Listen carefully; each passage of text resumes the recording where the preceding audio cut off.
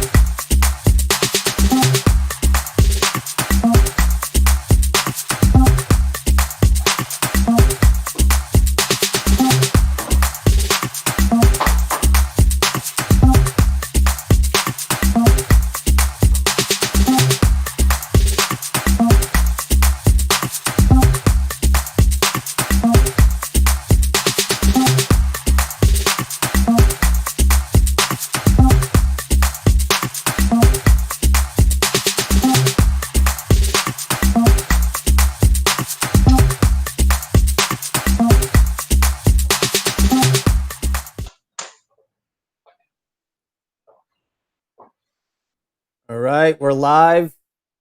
We have Cruz here. I don't know where Randall is, but that's okay. So Cruz is cooking today. We had a little discussion beforehand, but we are live. I'm Phil. That's Cruz. He's live at his home kitchen over there. Looks like he's got a few bottles of wine in the back. Oh, yeah, you can see that. Yeah, that's all right. We're not using those. I haven't been drinking those yet. So why don't you tell us about what you're cooking today? We're doing a little chicken picatta. Last week I had a little cod picatta on takeout, obviously, because everything's still a little on the lockdown. I haven't made picatta at home in a while, and it's just something it's a little lighter. It's a little lighter than some of your other dishes and everything. Trying to get back a little more in the healthy mode after all this lockdown and everything. So it's kind of just a real tasty meal that you can keep pretty light. There's only a little bit of flour on the coating on the chicken and stuff. And you can just have it with just a vegetable and it's delicious. A little bit of butter, but not too much, a little oil. But overall, you can keep it pretty light. Which is what we will be doing. So we won't be using too much on the butter. I won't be over flouring the chicken breasts at all or anything. It'll really just be a light coating on them just to help get them a little brown and everything, and to soak up a little bit of the sauce and stuff. So what type of stuff will you be using to make this? Sure. Yeah, we're gonna start. Well, this is gonna be our chicken breasts. You can see those there. So these were 2 boneless, skinless chicken breasts. I had already butterflied those. So what you're going to do for the butterfly is you're going to take your chicken breast, you're going to put it down, use your knife, cut it. You'll make it into a nice little half here. There, and then I just cut down. We still do have to tenderize those. We're just going to pound them down really lightly with a little bit of cling wrap. It's going to break up the chicken, make it nice and tender. We really want to get it nice and I like it nice and thin. Only take a couple minutes to cook on each side once they get that thin and everything. Got a little fresh chopped garlic there. Capers. Capers have been drained and rinsed. Get rid of the extra brine that they're packed in. A little fresh chopped parsley. This is going to be your flour here. Flour has been seasoned with a little bit of salt and pepper in there. You're going to get that salt and pepper in the coating. It's going to stick on the chicken. We'll also be using a little bit of salt and pepper in the actual sauce itself. Chicken stock, low sodium, keeping the salt a little bit lighter. A couple lemons. I'm not sure exactly how many of these we're going to need. I'm guessing we're actually probably only going to need 1, maybe 2 of these lemons. We only need about a 1/4 cup of lemon juice. And when you're doing it, I actually recommend starting out with really under a 1/4 of a cup when you're doing it. Taste your picatta. see if it's got enough lemon in it for you, because a lot of people like a different range on the piccata. Sometimes you like a little less lemon, a little more lemon. Start off with a little under the piccata, under the quarter cup of lemon juice. Add it in, reduce your sauce down a little bit, and then give it a little bit of a taste. See if you like it. If you want a little more lemon, you just add a little more fresh lemon juice. So we'll go over that when we're in the process of it. Now, Besides that, that's actually it. As far as the prep for the chicken piccata, it's really, really, really simple. A lot of people, I know, you go out, you get this for dinner, but honestly, you can make this. You can make this at home, and you're gonna see a couple minutes. Really, it's a simple, simple dish, delicious. now, is this along the same lines as something like lemon pepper chicken? Um, or and also, is there any particular recipe that you follow, or is this something that you've learned kind of just working at the restaurant? How'd you come up with your type of recipe for this? So yeah, just previous work experience, previous time making piccatas, looking up online, different styles that some people are using wine in their piccatas. Some people use garlic, don't use garlic. I love garlic, so I put garlic in my piccata. You'll see some recipes that don't call for it. You'll see some recipes that call for a little more lemon juice. So for me, it's kind of just been a little bit of a learning process. I like a bit of lemon, but I don't want it to be super strong as far as like the lemon flavor goes within the recipe. So I cut mine down a little bit. And I actually use a pretty good amount of capers.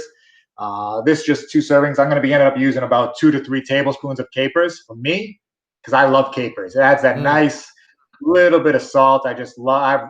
I'm just a big fan of them, so Oh I yeah. add a little more capers in my dish and everything.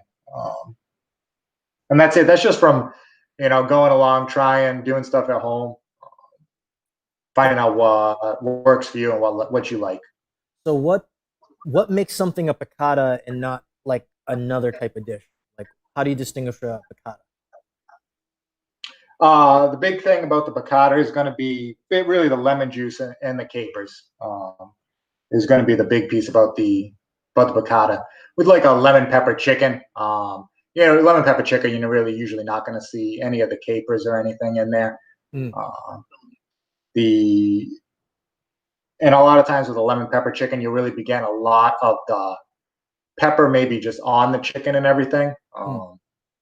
So it's a bit different of a dish. And don't forget, if you're doing stuff with the piccata in particular, I really do recommend using fresh chopped parsley. That fresh chopped parsley just adds that really fresh, crisp taste to it. Um, you can use dried parsley if you do have dried parsley, but there is going to be a big difference in the flavor from using that fresh, just chopped parsley, which I actually just cut that up a few minutes ago. So what type of prep did you do? So you did the butterflying of the chicken, and you Yeah, chopped the parsley and mixed in the salt and pepper with the flour. Was there any other stuff that you did before? did you say I chopped up the garlic? And then chopped the Just yeah. gonna, yeah, it's going to be about a tablespoon of fresh chopped garlic, which was a couple cloves, and I drained off the capers. I actually have. Let me grab the tool. So I mean, this is just a little mini strainer here. It's good for different little things that come packed in, brine or different thing, capers or anything else.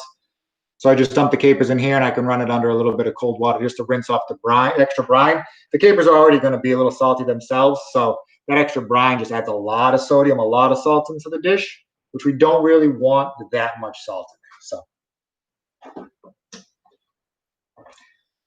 yeah, fresh chopped the parsley. We're talking about pre-prep time before we started rolling. I don't know, 10 minutes casually. Mm. Those 10 minutes while me and you were just chatting up and everything. There's almost no prep to it. It's really, really simple. Nice. And I think that's one of the good things too when cooking at home. Like, especially, I think if people have kids and things like that, they're gonna want to make food that's obviously delicious, but at the same time simple to make. So, I think we've had uh, quite a range of different types of food that people can make. Between desserts from like the apple crisp that Randall put together, and then since I'm here in Ecuador, doing some of the Ecuadorian dishes like the ceviche and the tuna salad and things like that. So a lot of we try to keep it simple, especially since the show's only an hour. So we want to try to keep it within the hour. Obviously, sometimes we kind of go a little bit over here and there, but for the most part, a lot of this stuff can take less than an hour to do. So what I'm doing now is I'm just putting down a little cling wrap here.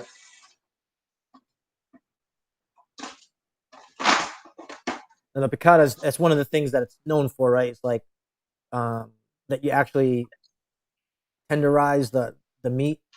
And yeah, usually you're gonna be if you're getting a picatta or something, you're usually gonna have, I mean, you can do like a chicken thigh picatta or different stuff like that, but usually you're gonna see, you know, a thinner pounded chicken when you get your picatta dish. So what I actually realized when I was getting set up and prepped is that I lost my meat tenderizer. I have no idea where my meat tenderizer is at all. So this is for all you folks at home that don't have a meat tenderizer. This is just a can. This is actually a can of fire roasted tomatoes. You're going to see that you can tenderize this meat quite easily with just a random can. You don't actually have to go to the store and buy a meat tenderizer. Don't be fooled.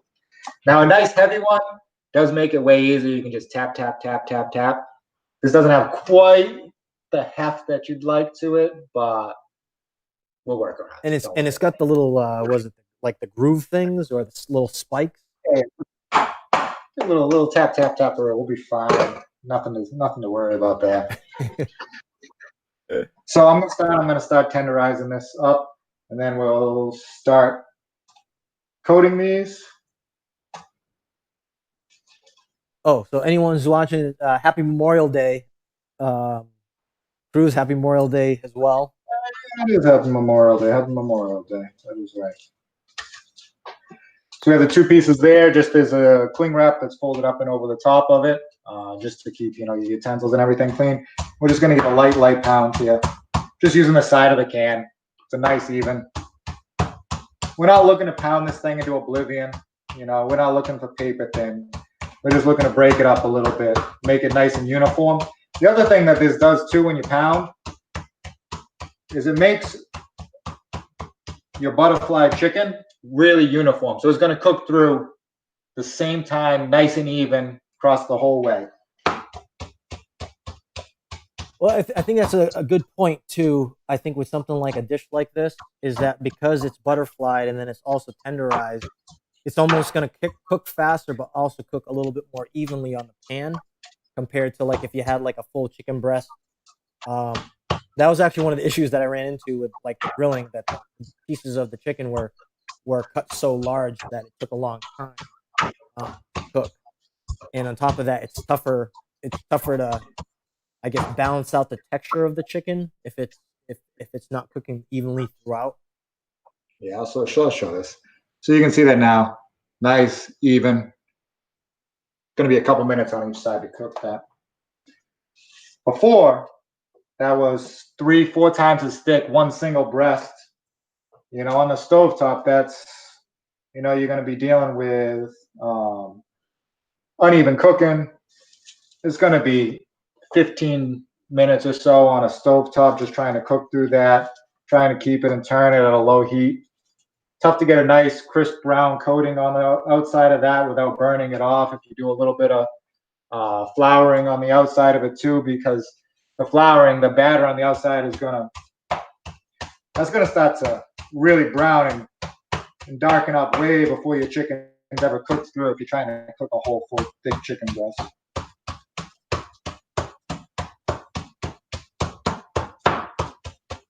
It will take you a minute longer with a can than with a meat tenderizer. I will say that.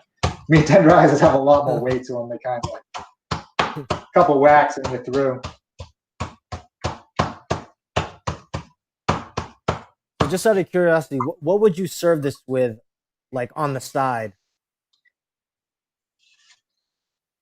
Oh, for me, you can do nice roasted potato. You can do it with a side of pasta. You can do the picatta over rice.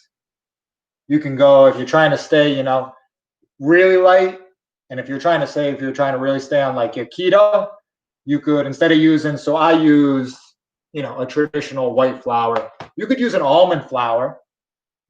So you get yourself your almond flour, which is going to be a lot lower carb.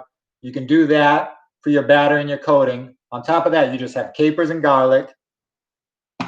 Double check your chicken stock. Make sure it's nice and, a nice clean chicken stock.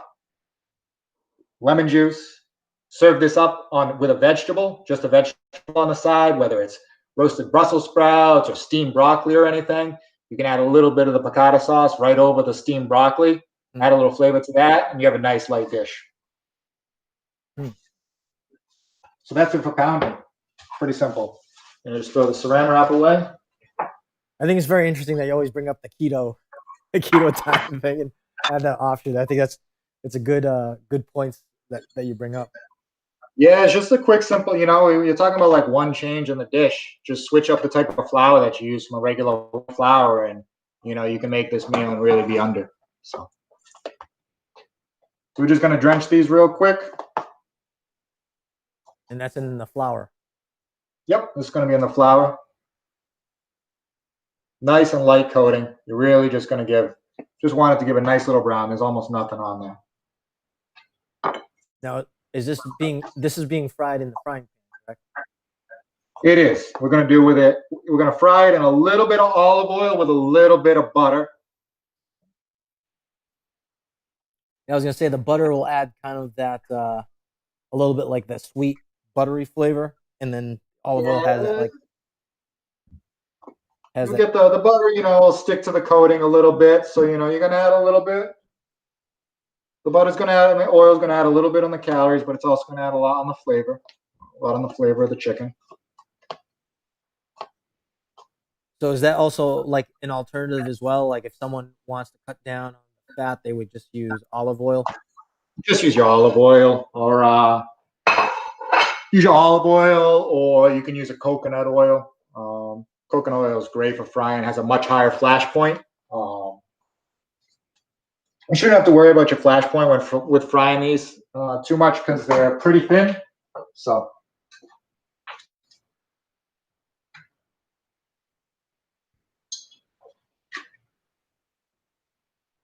going to be about a tablespoon of olive oil.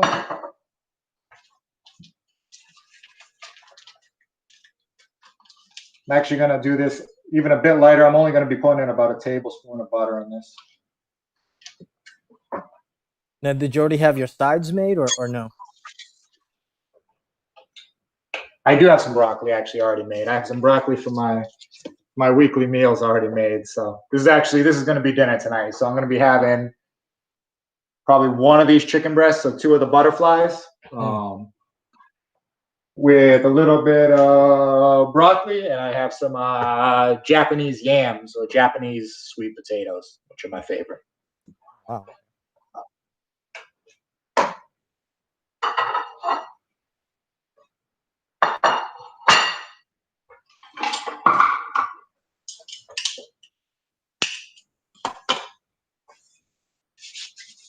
So do you want the heat medium, high? How are you warming up the chicken? Right now, I have this thing cranked up to high just to get it warmed up. But then once it gets going, I'm going to cut it down to a nice medium to medium high, because I do want it to crisp up on the outside. You don't want it to be a slow, soggy cook. So you want to make sure that your oil and butter is up to temp before you add in the chicken. You want it, when it hits the pan, you want it to not explode, but you want it to have a nice instant sizzle. You don't want to just soak it in the oil.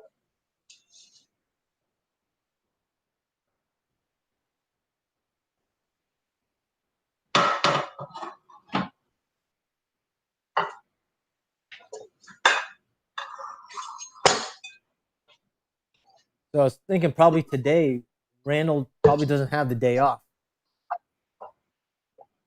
He might be working today. Yeah. You I know they were going to asked him that last week.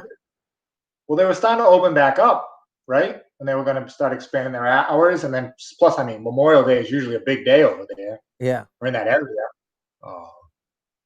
Yeah, there's a good chance he's just working, actually. Yeah. I didn't even think of that. Do you think he brought that apple crisp home and like crushed that whole thing? What do you think he did with that apple crisp? He definitely brought some home to eat. Sure. I mean, I know I would. He had to have brought it home. It was like the beginning of the week, like they weren't opening back up for a couple days, so he wasn't gonna like leave it there. Yeah. Well, he even said it. He even said that that he wasn't making it for the restaurant. He was just making it. Yeah, I mean, you asked him, you were like, "Oh, what are you gonna say?" He's like, "Nah, nah." I was like, oh, I thought this was gonna be part of the meal. Apparently not. So again, got to thank Sid for giving us the ability to do something like that. Don't eat all those apples. I know. All Seriously, right. So what I was doing is I took the chicken and I just put it down, just the edge of it a little bit, a little lightly, just to hear the sizzle. So it still needs a little bit more before I put it. oh, you don't do like the pour the water in the oil thing? No, not usually. That's what I do. It's probably not the safest thing to do, but as a lazy man way, you just sprinkle a little bit of water. If it sizzles, you're like, all right, it's ready. All right, that is really, really close now.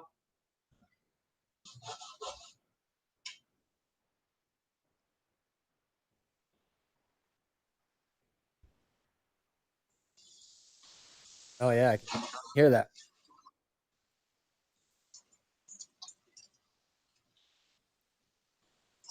So speaking about the quarantine thing, so out here in Ecuador, as I was telling you before, but just so the audience knows, is that it started to open up. So they have like different levels of like different places have certain restrictions. Um, so right now, people are able to go in the area that I'm in, Santa Elena. People are able to drive according to what number they have on their license plate. So if they happen to need to go to work, they have to get this thing called a salve conductor, which is gives the ability for someone to be able to drive freely within a given area. So it's in some ways it's very restrictive, um, and a lot of people are went back to work today, and then next week it's going to be rolling out again. But right now there's no buses. So like I was describing before with Cruz here is that it's there's still no buses. So people still have to go to Yes. work, but there's no mode of transportation other than unless someone wants to have a bike or they want to walk. But some of the areas are So kind of when you far away. guys, I know you're working. When are you guys heading back? When is she supposed? When's the wheel supposed to start? Oh, start working Yeah, next week. So next yeah, she had to take vacation. Um, because of a the week. buses and stuff, Yeah. right? So now, they're gonna roll people in. There's some people working now that work at the theater, but a lot like a good majority, from my understanding, is that a lot of people are starting next week, but there's still kind of limitations involved with going back, which is it's kind of a strange thing. She was asking me the other day about like, oh, how am I gonna get to work? Do I have to walk? It's a 40-minute walk. A 40-minute walk. Fuck. Yeah, That's like, well, for me it's no problem, but she's got to have, she's got to be in, a gonna certain have a bad dress code. It's still a little bit, and I mean, 40-minute walk is fine if it's you just going out and about, that's whatever. But say she's headed to work and it's pouring outside. Yeah, exactly. Yeah, you got to walk 40 minutes pouring in the rain to go and then start working. That's unfortunate on a good day. Yeah. So we'll see how the situation transpires. And apparently the borders are opening up, but the terminal is closed for the buses, so I still can't get to the main city. Um, but no worries on that part. It's just really just like, oh, when is, it's literally like day by day, and it's one of those kind of like TV shows. Tune in next time for when the borders open. So I'm just turning the heat down a little bit. That particular burner I have here on this right side is the larger burner, so it has a really big surface area contact. So I'm just getting a lot of heat off of it. So I'm just keeping that down a little bit because we want the chicken cooked through without browning too much. First side looks good. It's nice. It's golden.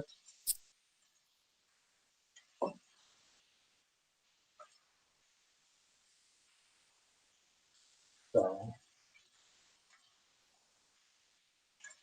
what we're going to do once the chicken is done is we're actually going to still use that same pan. So we have the chicken cooking now in this pan. We're also going to make the sauce in the exact same pan. Reason for that is that pan's going to have a lot of caramelized flavor from the chicken and the oil and everything already in it. So we're going to use a little bit of butter. Once this is done, we're going to add that in, get a little more, and scrape up a lot of the brown bits off of the bottom of the pan. And then we're going to add in our chicken stock and our lemon juice. Keep scraping and really get everything off the bottom of the pan there. It's going to add a lot of flavor to your sauce. So you're keeping the oil in the pan? Everything that's in the pan, yeah. Everything that's in the pan that we already cooked with the chicken and everything's staying right in the pan. And we're going to use this for the base of the sauce. Okay.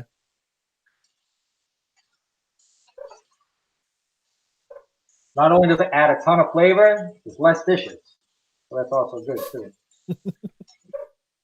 That is a good point. Come on, let's be honest. Let's be honest. Nobody likes doing dishes. No, dishes and laundry is like the worst thing. I will clean the bathroom and do so many things before I will ever start. Oh man, that's so funny. That's so funny that you say that. Because I know everyone does the exact same thing. Like, oh, I know I got to do these chores, but if there's the one that we try to skip the most, it's definitely folding laundry. Oh God, laundry. Yeah, that's definitely not my top of the list. It's not even like favorite things to do. It's more of like things I'd rather not do, or which ones are the worst of things that I rather would not do.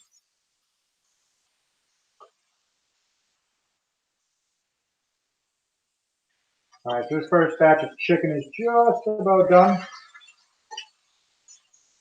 So are you lowering the heat here, or are you? Yeah, the heat is actually, this heat on this right now is real low. Now that the oil and everything is up to temperature.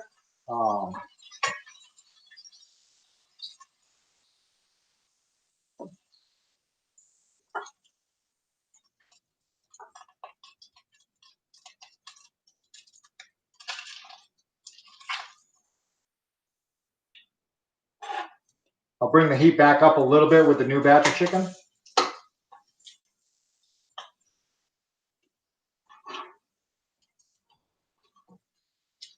So overall, this is probably going to be the longest part of the entire process, is actually just cooking the chicken.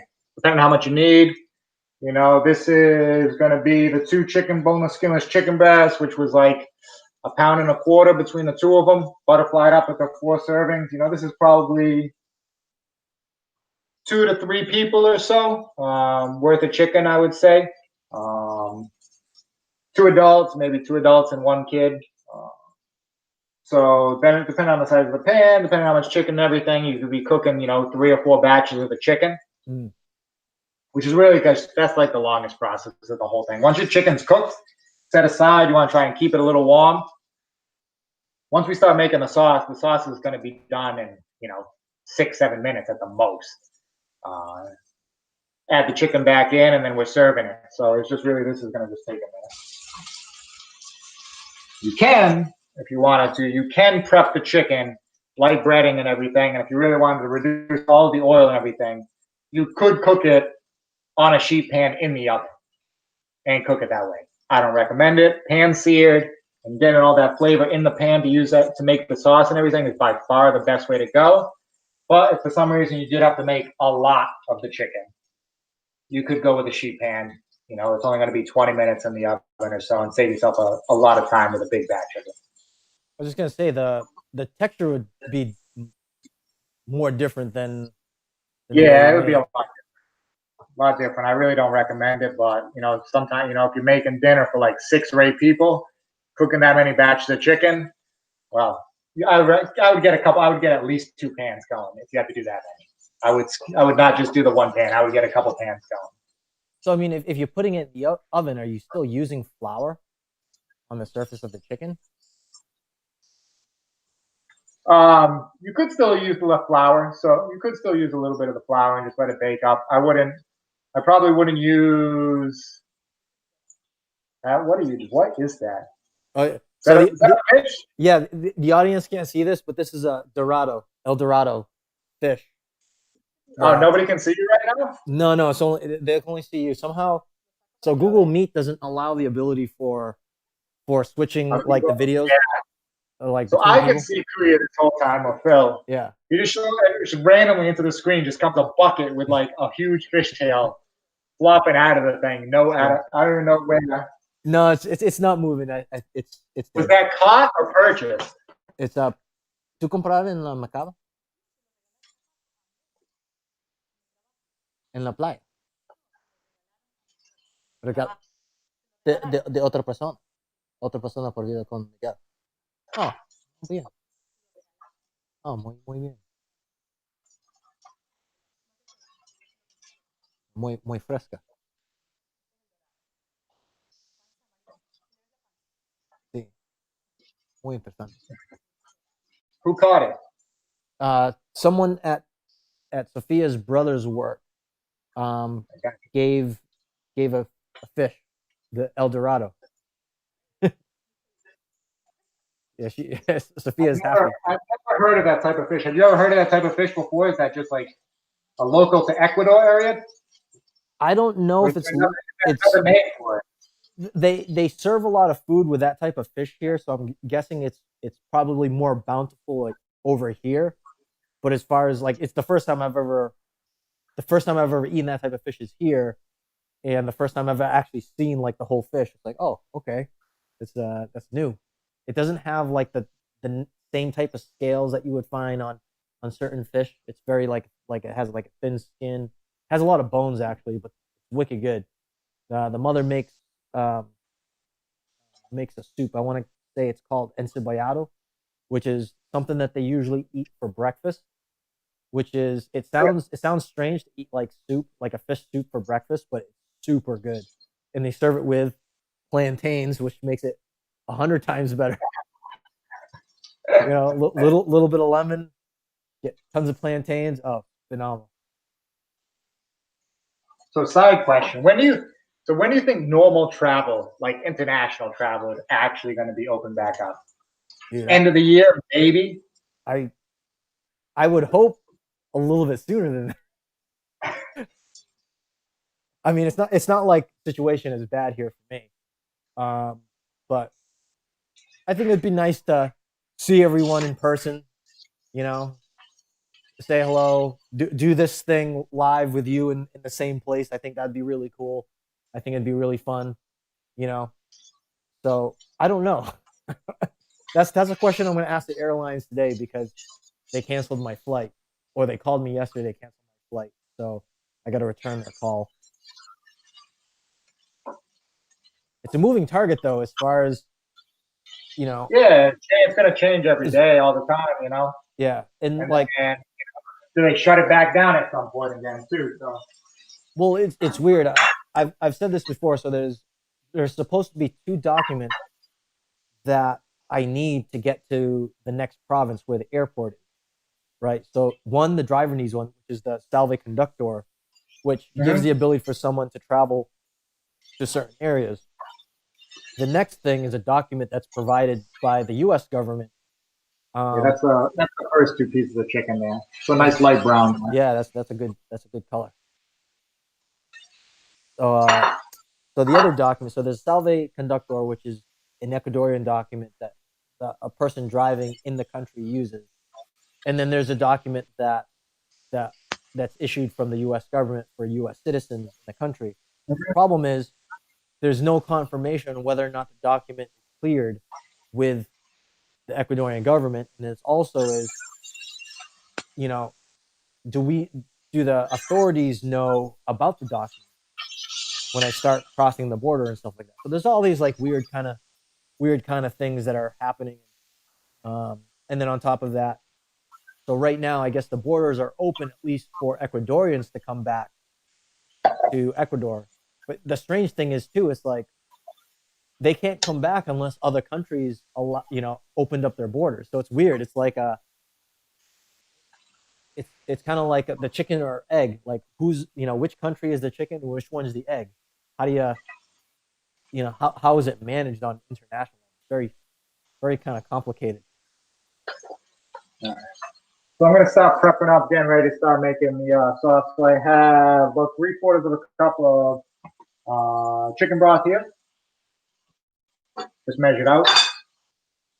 Slicing my lemons in half here. I'm going to just bring up, going to be doing it measuring cup here. So we have the 3/4 of a cup of the chicken stock there. I'm just going to add fresh squeezed lemon juice until we get up to 1 cup.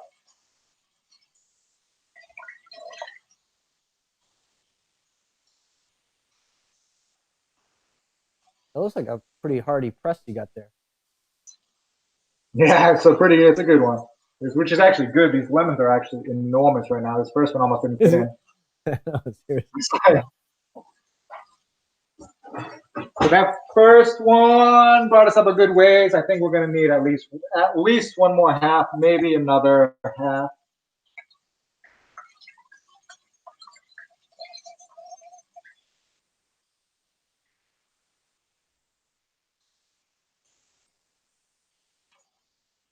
All right, that is very close to the 1 cup mark. So actually, one of these giant lemons actually produced us enough.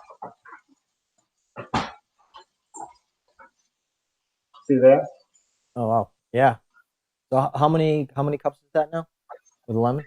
That's 1 total cup of liquid. 3/4 cup of the chicken stock, and then 1/4 cup of the fresh squeezed lemon. So I'm guessing too that when you make the sauce, it's also going to neutralize some of that sourness, correct? With a lemon. Yes, the capers with the salt, the parsley and the garlic. It's really going to offset a lot of the lemon. And I keep the lemon down a bit. You could use a bit more lemon if you really love lemon. It's going to be one of those that you can add a little more lemon after the sauce is really already going. You can add a little more lemon juice at the end to bring out a lot more. Mm-hmm. So just don't kill it when you start, because you can't take the lemon juice out. You can always add a little more lemon juice, but once you have way too much lemon juice in there, it's done. It's over. You're just sucking on lemon with your chicken. It's terrible. I've done it before. It's not good. All right. Chicken is good there. I'm going to bring this off the heat real quick for 1 sec. So I'm going to add 1 more tablespoon of butter and a little bit of oil. Now, olive oil or a different? A little bit of olive oil, yep. So put that back on the heat. The heat's on low right now as I add this stuff. Just gonna add a little more oil.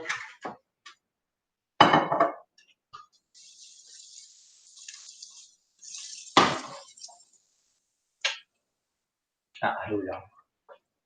Plastic one, grab a plastic wood or wooden spoon, something not gonna scrape your pan. Start working up a few of those little bits there. Do you hear the dogs in the background? Yeah, whose dogs are Sophia's parents. They got quite a few dogs. They actually have a turtle too. Scraping up a little bit of that. Let's bring the heat up a little bit. So here now we have the capers and the garlic. I'm going to add both of these in now. Well, that's interesting that you add the garlic and the capers at the same time. I would have thought that you would add the garlic first to kind of brown it, or do you kind of just want the consistency the same? Quick sauce, real quick. Oh, so you're not even like crisping the heat with the butter on the capers just brings out a lot of quick flavor right out of them. Mm. So this is really aromatic right now with the garlic and capers. It smells great.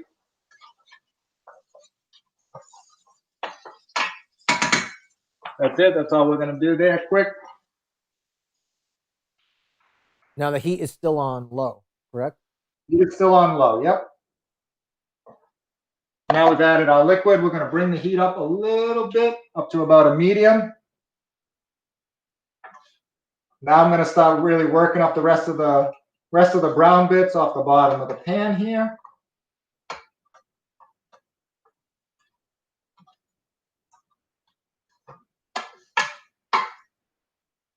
All right, that's good.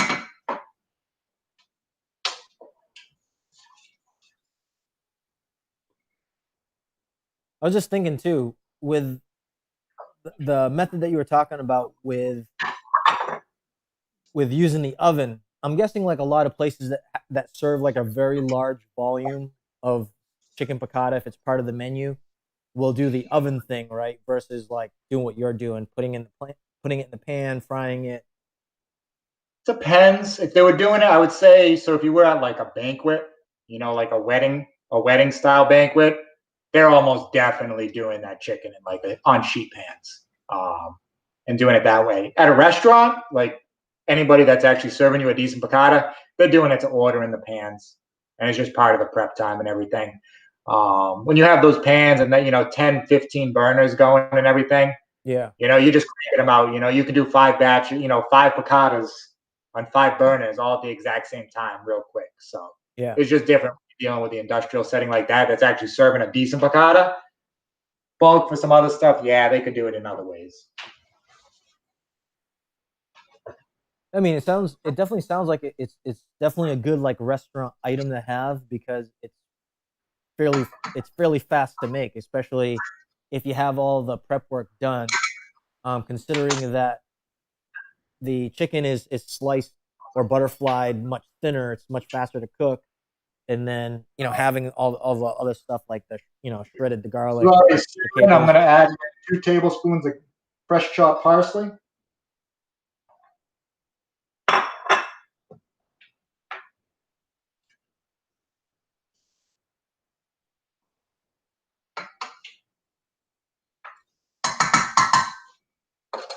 Quick little stir. We're going to add the chicken back in. Let it soak up a little bit of the juice.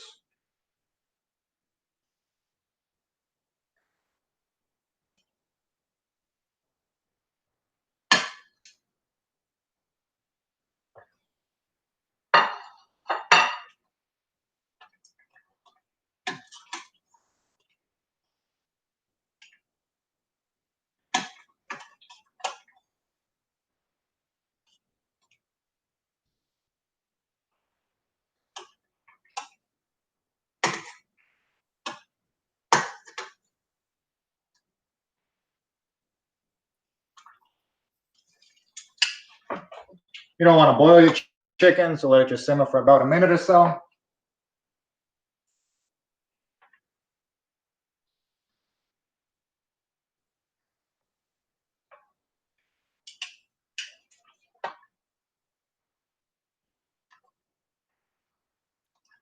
So, did you do anything this weekend? Let's see. This weekend. Yesterday was, went visit the fam, do a little fam time. Saturday was just okay for the weather. It was like off and on rain, kind of the whole day. All right, we're killing the heat now. Yesterday I went off on that walk for a while, which was good. Get outside. It was beautiful out yesterday, not too hot.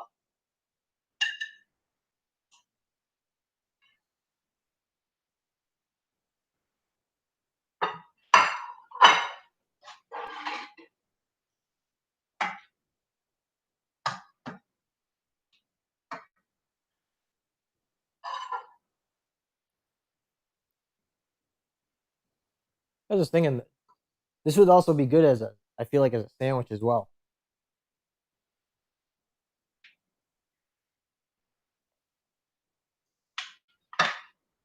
Like the way the chicken's prepared. Oh yeah, definitely.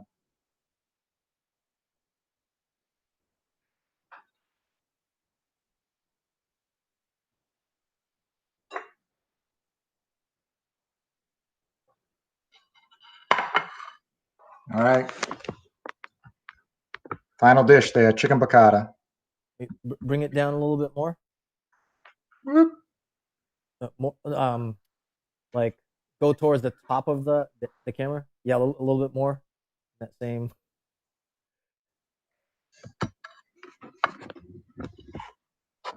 How's that? Higher. Bring the plate higher. Nice presentation.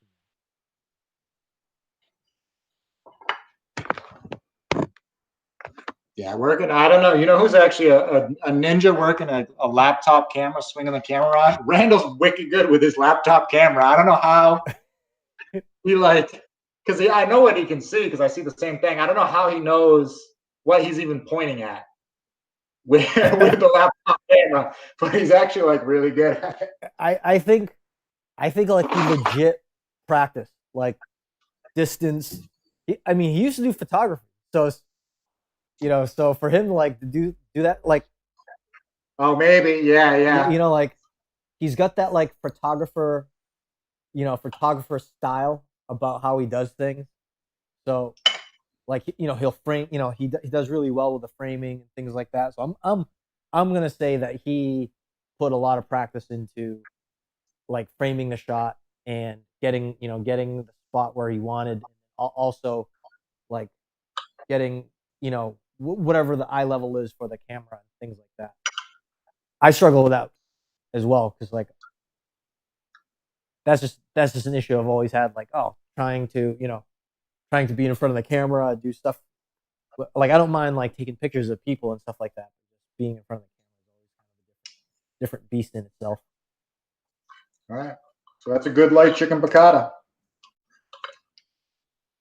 Definitely lemony, but not too much.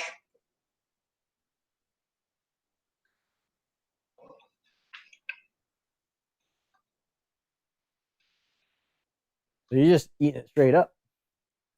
Yeah, it's good.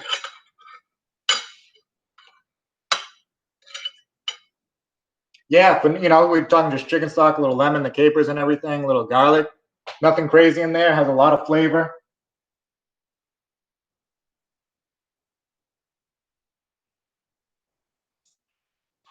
And that's it. I'll have that tonight. I'll have another serving for tomorrow. Perfect. Couldn't ask for more.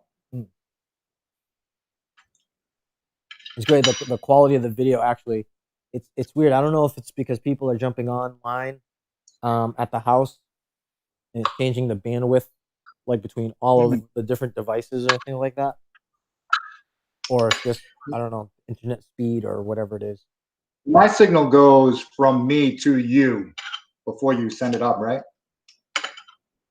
Yes, there's a little, yeah. So the streaming part, there's like a 30-second delay. So the delay between you and me talking is very minimal, but the delay that shows up on the video is like literally 30 seconds. Yeah. And I don't know. It's actually, the system is telling me it's transferring at just a little under 3,000 kilobits a second. So that's fairly healthy. I mean, it's jumping around here and there.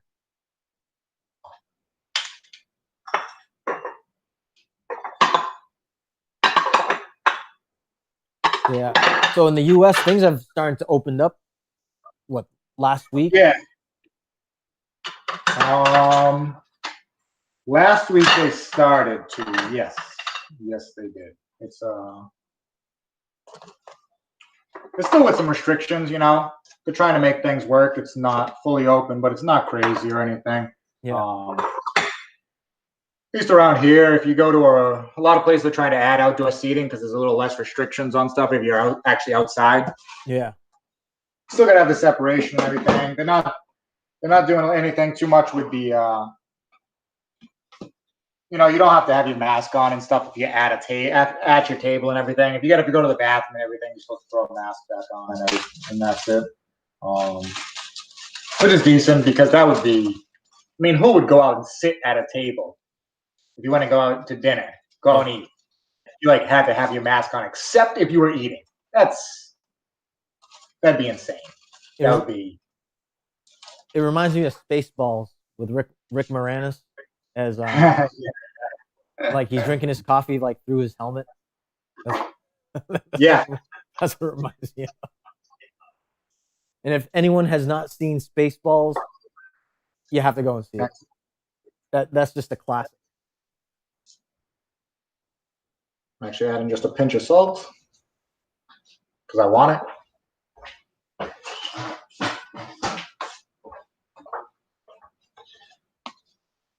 Put a few things away. Yeah, clean up, not too bad. We really didn't use too much as far as, dishes, utensils, and extra thing. It's, it's pretty straightforward. It's pretty simple. A couple things to batter the chicken, cotton board, knife, your little lemon squeeze, measuring cup. Got a lemon and a half extra. I don't know what we'll use that for. Maybe we'll find something for next week to use that for. Meat tenderizer. Make lemonade. Meat tenderizer. It works. I have no idea where mine is. Oh, yeah. I probably threw it out. Threw it out. Just sometimes like you're just in something's there, it's wrapped up, whatever, and you don't even notice it. I have no idea where else it could be except I threw it out. Because like there's only so many places that I would ever put it. I definitely went through all of those. Did you have one of those moments where you're searching for it and then you get frustrated? It's like, where is this thing? It was really early on in the process. I was just like, I'm good. I'm just using a can. Like we're just gonna we're pounding this with a can. I'm done. For dessert, watermelons. Yeah, watermelons are coming out. Watermelons are on sale now, so picked one up. Yeah, I gotta wash that cotton board before I use it, unless I want some raw chicken on watermelon. But once I get that done, I will cut some watermelon and have that later. I gotta go down and ride the bike for a little while, trying to loosen up that knee again. Oh man. Well, I'm glad you got on the chiropractor. I've gone 3 times now. My next one's on Friday. Which, yeah. My point is though, when are you thinking the travel was opening back up? Because I was looking at flights down to Chile in November. Yeah, they're pretty cheap, considering the flights like fastest was like 13 and a half hours to the capital, Santiago, which was like the fastest. Yeah. Oh yeah, I mean, Chile was on my list of places to go to, and actually, like I said, I was going to ask the airline, like what visibility they have as far as how the international flights are going to go. It's what's really good. This is my personal opinion, is like flights are so cheap right now that it just makes sense to book a flight since there's no repercussions as far as getting a refund back. I mean, yeah, that's what we keep doing. We just keep booking them and they keep canceling. Yeah, like I've been telling people, like, hey, if you guys want to go on a vacation with Cruz and myself, we're totally open with having people go because it's fun. And people, a few people are like, "What are you crazy? Like, what are you crazy? You have that much confidence in travel?" It's like, it's not that I have confidence in traveling. It's just like flights are cheap and you get your money back. There's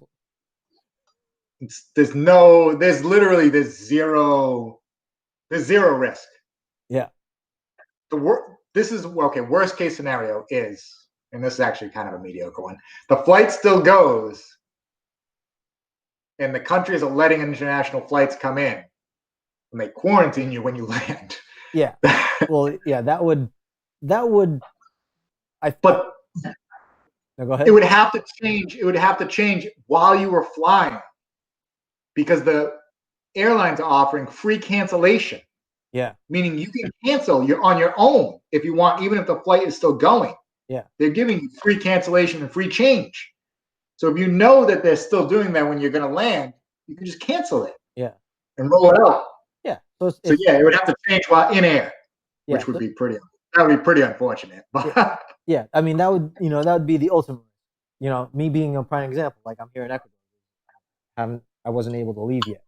But overall, as long as if you bring like the stuff that you need to survive, a, most places, or I should say, almost every place is going to have um, the ability for it to live kind of very normal in a location.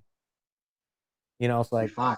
yeah, it's for anyone out there that's that don't travel or anything like that, or haven't done a lot of international travel. For the most part, like going out to places, it's safe, and all it really is just taking the necessary precautions as, when you travel. But from my experience, and I can't speak on behalf of other people out there, when you go to places, people welcome you the same way that, I mean, I can't stress this enough. I mean, when Cruz and I went to Peru, it was like people were so helpful to helping us get around. And, oh, where do you need to go? Follow this road, blah blah blah. Take this bus, like, you know, recommendations for places to eat and things like that. People are really nice around the world. And I think that's one of the great things. I think that's one of the things I really like about traveling. Cause People were awesome. yeah, like people are really awesome. Wow. When we were up in Cusco, we got on the bus. We're on the bus, like the local bus, and like we're sticking out like sore thumbs. Like it's like we know that we're the only ones on on this bus as we're going around.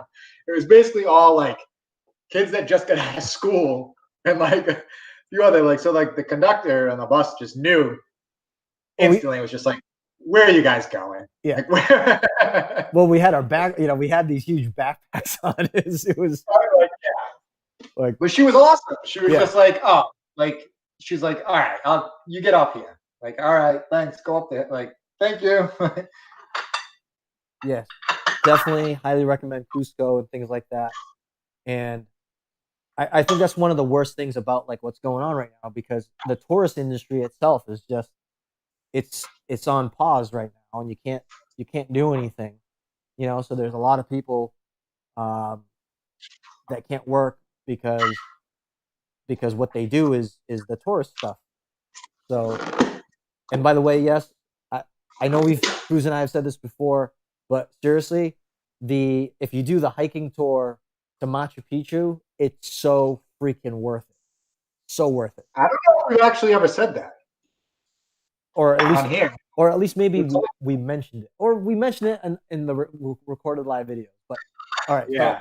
So if no one's ever heard it or seen it in the other episodes of the cooking show stuff, honestly, like the Machu Picchu tour, when you do the hiking for 4 days, it's absolutely amazing in so many ways. In so many ways. Yeah. Don't if you have the time and the physical capability, do not take the train over there. Either take the Inca Trail hike or the Salcantay Pass hike.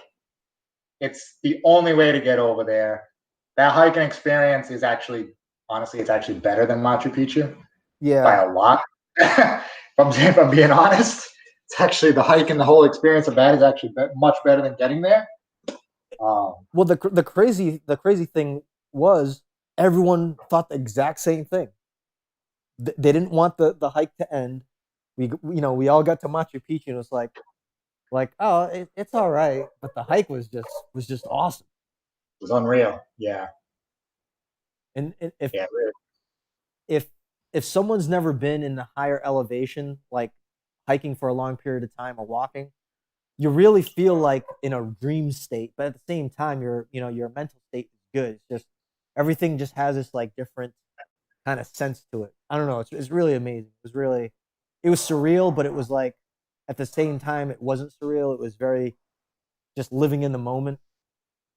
And they accommodate the tour group accommodated to people with different eating habits. So one person was, um, what was it, like gluten free and no meat and things like that. I was actually really impressed by that. They were like, because I mean, you got to remember these porters that are doing it. Like you're up hiking, they're carrying on the horse and everything all of the food and stuff, and they still accommodated some of the people that were with us that were like, yeah, like no gluten, or like I'm a vegetarian and stuff, and made them slight alternatives to the stuff that they were serving to everybody for the meals and everything. That was top notch. They were unbelievable. Yeah. So if someone wanted like an experience that was very like tailored to like a particular person, like and I think they did a really good job too with like pairing people, like because they paired or they grouped people. Like um, we had Spencer with us, right? Yeah, In our dorms, and then they had other people that similar interests and things. They met with the tour group, met with you before the trip, asked you questions about what you liked and things like that. It was actually, I was very impressed. It was first, it felt super shady, like how the deal went down when we gave them money. But then when we kept getting a call from the representative, making sure that everything was okay, if you were ready, do we have our stuff and things like that. Like honestly, like you couldn't match like how amazing like each part of the experience was, even if it felt kind of weird. But honestly, the it's booking it felt. I wasn't sure that the bus was showing up. Not gonna lie, when we were booking it, mainly because the guy who did it and turns out he was amazing, so nice, so helpful. Like went above and beyond, calling in the morning to make sure you're up because you're getting up at like 3:30 in the morning to get picked up. He was unbelievable.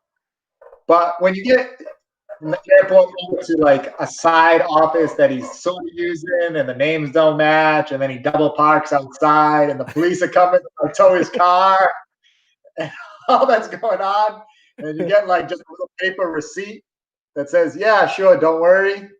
yeah, Yeah, you gotta until you get a little more reassurances. You're gonna think maybe this bus doesn't show up, and I have no way to. There's nobody's giving me my money back. So yeah, but it worked out. It was awesome. yeah.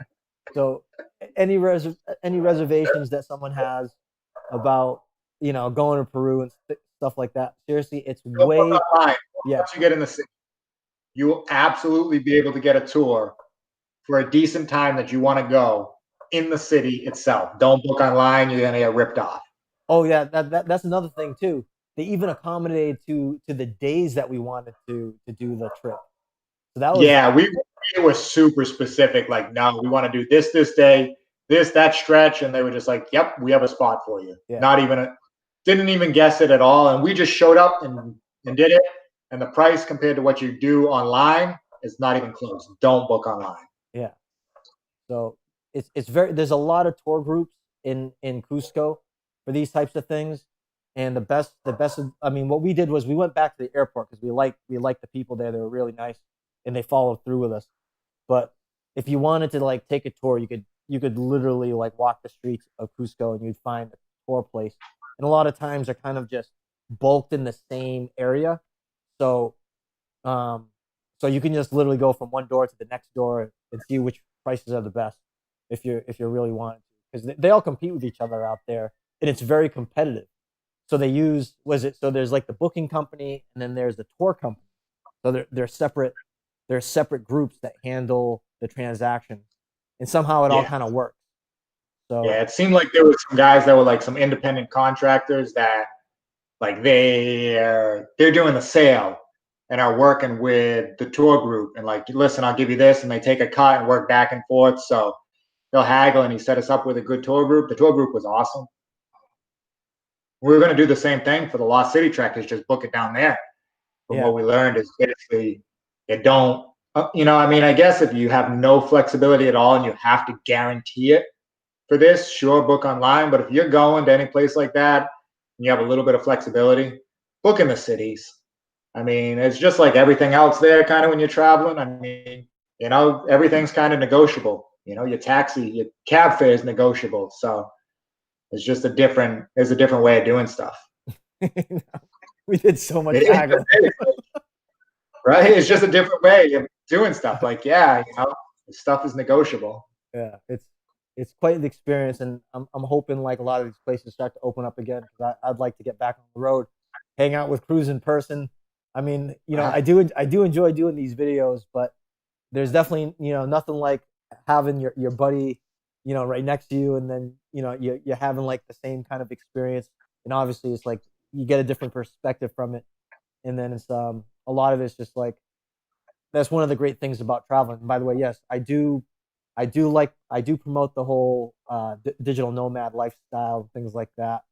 Um, and it was really such a blessing, honestly, dude. Like to be able to travel because it was like no one understood like what the traveling was like. You know what I mean? I think that was the hardest part to let people know. It's like, oh, some people thought it was like, oh, I'm living in a hut. It's like, no, it's a normal it's a normal apartment. Somebody asked something crazy. I think they asked if there was like electricity or something. Yeah, I was like, you kidding me? It's like, like, yeah, there's electricity.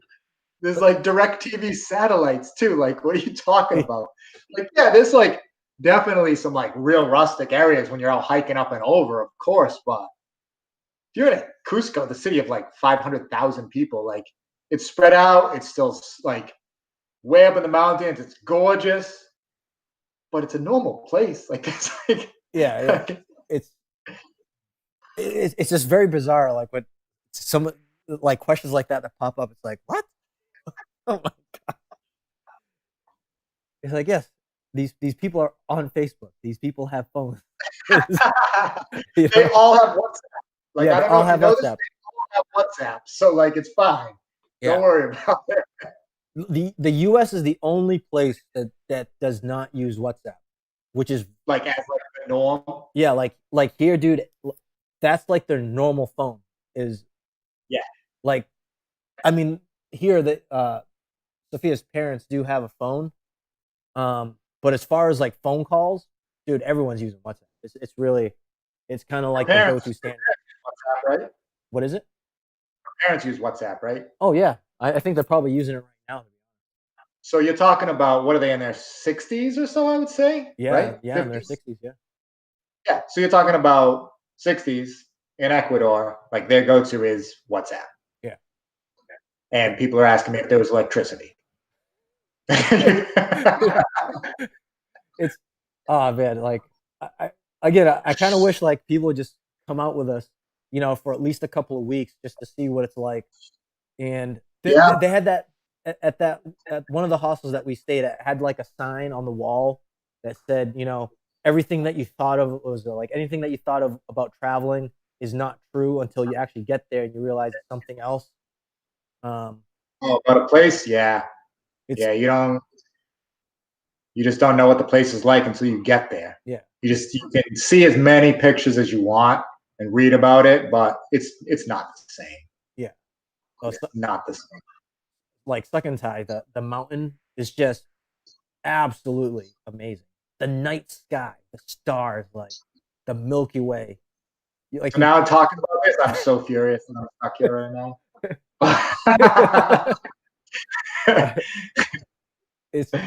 But soon we'll work. Stuff's gonna get worked out so that way, hopefully I can be traveling significantly more. We'll see what happens, with that and everything, because that would be the optimal scenario. Yeah. At least, not forever, but maybe give me a nice year or so. A year or two that'd be perfect. I could somebody year or two turns into 10. I know, but just a year or two, nothing crazy. So we'll see. Yeah. But yeah, no, I was talking about Chile because the way stuff falls and everything is like, I don't want to go back to Colombia until next March now. Because even if they open up now, just the seasons and everything, like the best time to go there for us, for what we want to do, against like their heavy tourism and time and everything is really like when we had booked it, which originally was March. Yeah. That's like at this point now, if we could go in August, I would say no, because August is like the height of their rainy season. Like we would get poured on. Yeah. All the time. Like it would kind of be crappy. Yeah. And then after that, you start rolling into the fall and everything, and then that like the end of November into December starts turning into like Colombia's their actual like big tourist season and everything. Yeah. Now with Chile, going in the summertime to Chile is actually really key. So one, I guess the wintertime would be amazing. Our summertime, because you'd get a much better shot at the southern lights at the tip there, which is pretty good. It's the northern lights except southern lights. But that southern tip is so far south, it's cold there. Like it's snow. It's near Antarctica. That's where those like glacier It's parts. the southernmost tip of the world before you go, like excluding Antarctica. Yeah. So going in summertime is very key if we want it to be reasonable at all for a lot of the traveling there. Otherwise, we're going to hit stretches down there where it's cold and it's kind of crappy. Yeah. So, with that being said, this concludes this episode. I think Cruz and I are going to talk a little bit more, but I'm going to end the stream here. Thank you guys for checking out this video. And if you have any questions, feel free to drop a line and I'll be able to answer it. So thank you very much. Yeah, take it easy, everybody.